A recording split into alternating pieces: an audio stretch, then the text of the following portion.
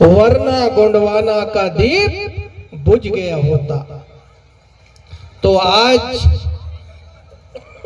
यहां जो लगातार 1.5 दशक से एक कार्यक्रम, सांस्कृतिक कार्यक्रम लगातार चलते आ रहा है, धार्मिक कार्यक्रम चलते आ रहा है, और ये कार्यक्रम आपको एक मानवीय चेतना, सामाजिक चेतना, समाज का स्टेटस को ऊपर उठाने का कार्यक्रम लगातार जारी है।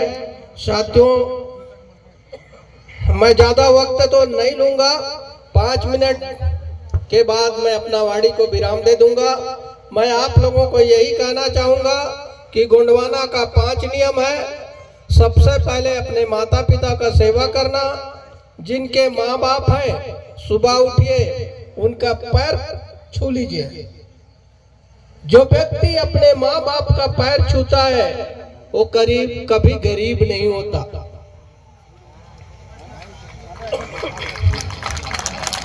दूसरा, माताओं पे मातृत्व भाव रखना। छोटी हमारी बेटी हो सकती है, बड़ी है दीदी हो सकती है, हमारी माँ हो सकती है। इस प्रकार से माताओं पे मातृत्व भाव रखना। और तीसरा है निस्वार्थ सेवा करना। इतना बड़ा कार्यक्रम का आयोजन हुआ है। इन क्षेत्रों में लाखों की तादाद में हमारे लोग रहते हैं। यदि सभी लोग आते तो ये मंच काफी हद तक भरा पूरा दिखता।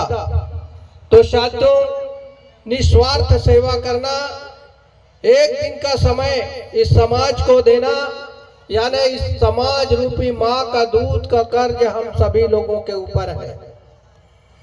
इस समाज ने हमें जन्म दिया, समाज ने हमें गोदी में खिलाया, समाज ने हमें रोटी और बेटी दिया। मरने पे यही समाज हमें कंधा देगा। तो इतना बड़ा कर्जदार और कोई नहीं हो सकता। इसलिए साथियों, निस्वार्थ सेवा। समाज के लिए आप लोगों को कहीं पे बुलाया जाता है, अवश्य आइए। और बिना लोभ का काम करना। यदि हम लोगों में भी लोभ होता तो हम लोग भी यहां नहीं पहुंचते। और 5वां है नशा न करना। इस समाज में हमारे पूर्वज राजा महाराजा थे, जिनका ईस्वी सन 160 से लेकर 1751 तक एक छत्र 1750 वर्षों तक राज्य चला। तो क्या हमारे पूर्वज जो राजा महाराजा थे, क्या नशा का हालत में रहे होंगे? नहीं। इसलिए साथियों, यदि आपने ये 5 नियम का अंतिम नशा न किया, नशा मुक्ति आंदोलन यदि आप लोगों ने चला लिया है समाज में, तो आने वाले समय में ये समाज फिर से राजगद्दी की ओर लौट जाएगा। इसलिए साथियों, ये समाज नशा से बना नहीं बल्कि बिगड़ा है। इसलिए मैं इस मंच से आप सभी लोगों को यही कहना चाहूंगा, आप लोग नशा मुक्ति अभियान चलाइए, समाज के लोगों को नशा से मुक्त कराइए। देखिए, जिस दिन आप लोग नशा से मुक्त हो जाएंगे, फिर से समाज राजगद्दी की ओर लौट जाएगा। तो इस प्रकार से 5 नियम का पालन करना आप लोगों का कर्तव्य है। और दादाजी ने यही सपना देखा था कि ये भोले भाले लोगों को मैं किस तरीके से सदन तक ले जाऊं। इसलिए उनने राजनीतिक शक्ति दिया था। Political power is the master की टू ऑल सोशल प्रोग्रेस। राजनीतिक शक्ति ही समाज की समोन्नति की कुंजी होता है। जिस दिन आपका बेटा मुख्यमंत्री होता, उस दिन विधेयक लाता। हम लोगों का भी मातृभाषा गोंडी था। जैसे पंजाबी पंजाबी, उड़िया उड़िया में, गुजराती गुजराती में, महाराष्ट्रियन मराठी में बोलते हैं, उसी प्रकार से हमारे राज्य में भी हम लोग गोंडी बोलते थे। Gondi is the most important language. ये हमारा मातृभाषा था। जो व्यक्ति अपने माँ को ना पहचान सके उसका कोई दुनिया में कदर नहीं हो सकता। इसलिए साथियों, आप लोग भी समाज में अपनी मातृभाषा का पाठ्य पुस्तक में पढ़ाने के लिए एक ही रास्ता है, वो है सदन। जिस दिन आप अपने बेटा को सांसद बना के भेजिएगा, मुख्यमंत्री बनाइएगा, प्रधानमंत्री बनाइएगा, उस दिन फिर से आपका गोंडवाना दिखने लगेगा। आपका भाषा को पाठ्य पुस्तकों में पढ़ाया जाएगा। तो इस प्रकार से हमारा भाषा को मिटाया गया। इसलिए दादाजी ने सपना देखा था कि किस तरीके से इस समाज को मैं फिर से राजगद्दी की ओर लौटा सकूं। इसीलिए उनने इस समाज में पॉलिटिकल पावर दिया, एक सहारा दिया, एक रास्ता दिया, एक दिशा दिया, और दिशा की ओर हमें जाने की जरूरत है। यानी ग्रंथ गुरु गंतव्य बिना ये सारा गोंडवाना भटक गया, वरना तब हम राजा थे और आज भी राजा होते। यानी हम लोगों ने अपना साहित्य छोड़ दिया, अपना भाषा छोड़ दिया, अपना धर्म छोड़ दिया, अपना संस्कृति से धीरे धीरे दूर होते जा रहे हैं, तो सत्ता से भी धीरे धीरे दूर होते जा रहे हैं। इसलिए साथियों, हम अपने संस्कृति को बचाए रखना होगा, अपनी भाषा को बचाए रखना होगा।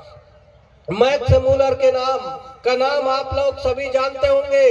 बहुत बड़ा दुनिया का विद्वान, उनने आप लोगों के लिए कहा था, इस समाज के लिए कहा था, बहुसंख्यक समाज निवासियों के लिए कहा था कि जिस समाज का भूगोल नहीं होता वो समाज अपने जाति जीवन के प्रावधान अवलंबन पे मिट जाता है।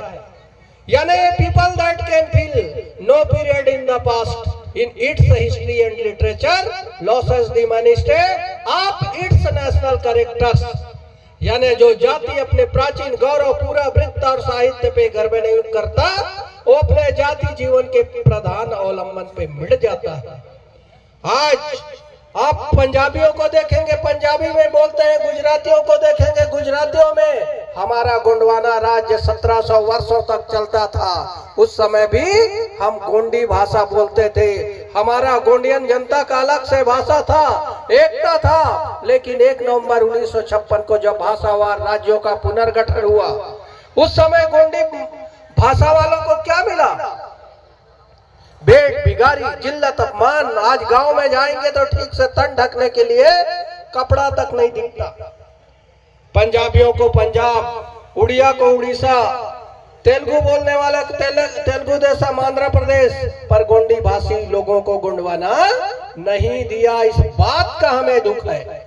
इसलिए साथियों, आज आप लोगों ने आया इस बौद्धिक चेतना में, आप लोग को यहाँ पे हमारे बुद्धिजीवियों द्वारा, हमारे मुखिया के द्वारा आप लोगों को समझाया जाएगा, बताया जाएगा, उसको अमल करके जाइएगा।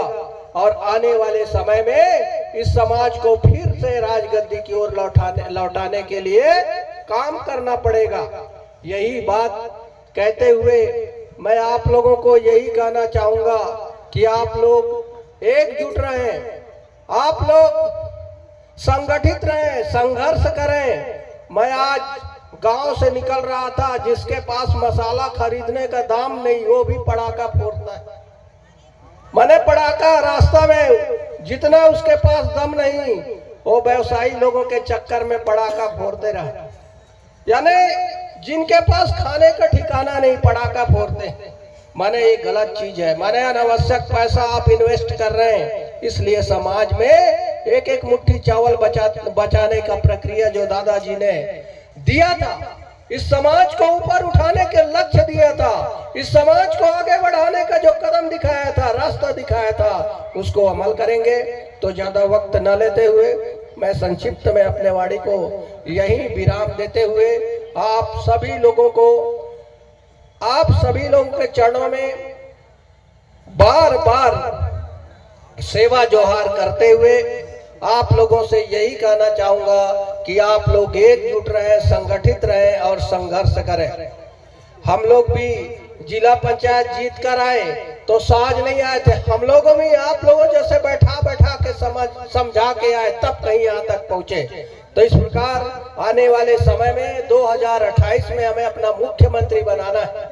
जिस दिन आप लोग मुख्यमंत्री बनाएंगे उस दिन आपके बारे में लोग सोचेंगे, आपके भाषा को सरकार भी मजबूर होगा विधेयक लाने के लिए, और हम लोगों का गोंडी भाषा को भी पढ़ाया लिखाया जाएगा, हम लोगों में भी एकता का प्रवाह होगा।